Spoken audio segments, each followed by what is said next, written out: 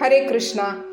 കാർത്തിക അമാവാസ്യയെ ദീപങ്ങൾ തെളിയിച്ച് രാജ്യം മുഴുവൻ ദീപാവലി ആഘോഷിക്കുന്നത് പോലെ തന്നെ കാർത്തിക് പൂർണിമയിൽ അതായത് ദീപാവലിക്ക് ശേഷം 15 ദിവസങ്ങൾക്ക് ശേഷം ദേവ് ദീപാവലി ആഘോഷിക്കുന്നു. ഈ വർഷത്തെ കാർത്തിക പൂർണിമ നവംബർ 15-ാം തീയതിയാണ് നമ്മൾ ആഘോഷിക്കുന്നത്.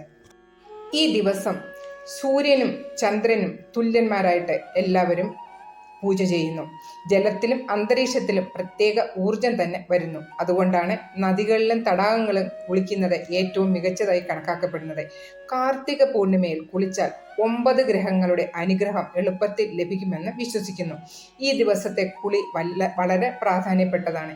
ഗംഗാജല സ്നാനമാണ് ഏറ്റവും നല്ലത്. അതിന് നമ്മൾക്ക് സാധിക്കാത്തത് കൊണ്ട് ഗംഗാജലം വീട്ടിലുള്ളവർ നമ്മൾ കുളിക്കുന്ന വെള്ളത്തിൽ ബക്കറ്റിൽ കുറച്ച് 2 തുള്ളി ഒഴിച്ചിട്ട് നമുക്ക് സ്നാനം ചെയ്യുന്നത് വളരെ ഫലപ്രദമായ ഒരു കാര്യമാണ്. ഈ വർഷത്തെ കാർത്തിക പൂർണിമ നമ്മൾ ആഘോഷിക്കുന്നത് നവംബർ 15-ാം തീയതി രാവിലെ 6:20 മുതൽ വൈകിട്ട് അർദ്ധരാത്രി 2:59 വരെയാണ് കാർത്തിക പൂർണിമ. ഈ സാഹചര്യത്തിൽ കാർത്തിക പൂർണിമ വ്രതം നോക്കുന്നത് നമ്മൾ 15-ാം തീയതി തന്നെയായിരിക്കും. ഓക്കെ. അതുപോലെ തന്നെ പൂജ നിങ്ങൾക്ക് വ്രതം എടുക്കുന്നവരെ രാവിലെ മുതൽ വൈകിട്ട് വരെ നിങ്ങൾക്ക് വ്രതം എടുക്കാവുന്നതാണ്. വൈകിട്ട് നിങ്ങൾക്ക് ആഹാരം കഴിക്കാവുന്നതാണ്. വ്രതം പാരണ ചെയ്യാവുന്നതാണ്.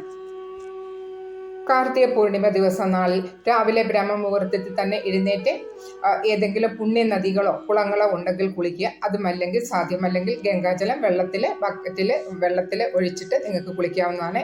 അതിനുശേഷം സൂര്യദേവന് വെള്ളം സമർപ്പിക്കാൻ മറക്കരുത്. വെള്ളം സമർപ്പിക്കുക. വ്രതമെടുക്കുവാൻ താല്പര്യമുള്ളത് അതിന് നിങ്ങൾക്ക് വ്രതമെടുക്കാവുന്നതാണ്. കൂടാതെ വൈകിട്ട് നിങ്ങൾ ദീപം ചിരാകിൽ നിങ്ങൾക്ക് ദീപം തെളിയിക്കാവുന്നതാണ്. നിങ്ങളുടെ വീടിൻ്റെ 2 വശത്തും ഗേറ്റിൻ്റെ 2 വശത്തും എൻട്രൻസിൻ്റെ 2 വശത്തും തുളസി ചെടി ഉണ്ടെങ്കിൽ തുളസി ചെടിക്കും നിങ്ങൾക്ക് വൈകുന്നേരം നിങ്ങൾക്ക് ദീപം കൊടുക്കാവുന്നതാണ്. അതുപോലെ തന്നെ വൈകിട്ട് ചന്ദ്രനെ നിങ്ങൾക്ക് ഒരു ജലം സമർപ്പിച്ചതിന് ശേഷം ചന്ദ്രനെ പൂജ ചെയ്ത് നിങ്ങൾക്ക് അറിയാവുന്നതുകൊണ്ട് പൂജ ചെയ്യുക. പിന്നെ പാൽപ്പായസം സമർപ്പിക്കുന്നത് ഏറ്റവും നല്ലതായിരിക്കും. ഓക്കെ. വ്രതമെടുക്കുന്നവർ വൈകുന്നേരം നിങ്ങൾക്ക് ചന്ദ്രനെ ദർശിച്ചതിന് ശേഷം ചന്ദ്രനെ നിങ്ങൾക്ക് ജലം അർപ്പിക്കുകയും ചെയ്യാം. അതുപോലെ തന്നെ നിവേദ്യമായിട്ട് പാൽപ്പായസം കൊടുക്കുകയും ചെയ്യാം. അതിനുശേഷം നിങ്ങൾക്ക് പൂജാ റൂമിൽ വന്ന് ഭഗവാനെ ദർശിച്ചതിന് ശേഷം നിങ്ങൾക്ക് പാരണ വീടാവുന്നതാണ്. അതുപോലെ തന്നെ ഭഗവാനെ നാളെ ഓം നമോ ഭഗവതേ വാസുദേവായ എന്ന മന്ത്രം നിങ്ങൾക്ക് ചൊല്ലാം.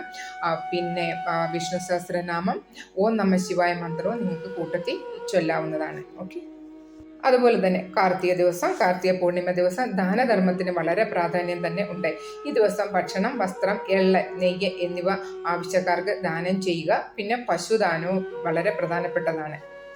അപ്പോൾ നാളെ വൈകിട്ട് പൂർണിമ ദിവസം നിങ്ങൾക്ക് പൂജ ചെയ്യേണ്ട സമയം വൈകിട്ട് 5:27 മുതൽ 6:47 വരെയാണ് പൂജാ സമയമുള്ളത്. അപ്പോൾ വ്രതം എടുക്കുന്നവർ ഈ സമയം തന്നെ നിങ്ങൾക്ക് പൂജ ചെയ്തതിന് ശേഷം ചന്ദ്രനെ നിങ്ങൾക്ക് ദർശിച്ചതിന് ശേഷം ചന്ദ്രനെ നിങ്ങൾക്ക് ജലം അർപ്പിച്ചതിന് ശേഷം നിങ്ങൾക്ക് വ്രതത്തിൻ്റെ പാരണ നിങ്ങൾക്ക് വീടാവുന്നതാണ്. അതുപോലെ തന്നെ പ്രത്യേകം ശ്രദ്ധിക്കുക. നിങ്ങൾ ചിരാഗ് ദീപം തെളിയിച്ചതിന് ശേഷം ഒരെണ്ണം നിങ്ങളുടെ പൂജാ റൂമിലും ഒരെണ്ണം നിങ്ങളുടെ കിച്ചണിലും പിന്നെ തുളസി ചെടിക്ക് നാളെ നെയ്ദീപം കൊടുക്കുന്നത് വളരെ നല്ലതായിരിക്കും. കൂടാതെ അടുത്ത് ഏതെങ്കിലും ക്ഷേത്രമുണ്ടെങ്കിൽ ക്ഷേത്രത്തിലും ഒരു ദീപം ദാനം ചെയ്യുന്നത് ഏറ്റവും വളരെ നല്ലതാണ്. അപ്പോൾ ഇങ്ങനെയുള്ള ചെറിയ ചെറിയ കാര്യങ്ങൾ എല്ലാവരും നാളെ ചെയ്ത് ഭഗവാന്റെ എല്ലാ അനുഗ്രഹങ്ങളും നിങ്ങൾക്ക് കിട്ടട്ടെ എന്ന് ഞാനും ആത്മാർത്ഥമായിട്ട് പ്രാർത്ഥിക്കുന്നു. അപ്പോൾ ഹരേ കൃഷ്ണ. സർവം രാധാകൃഷ്ണാർപ്പണം.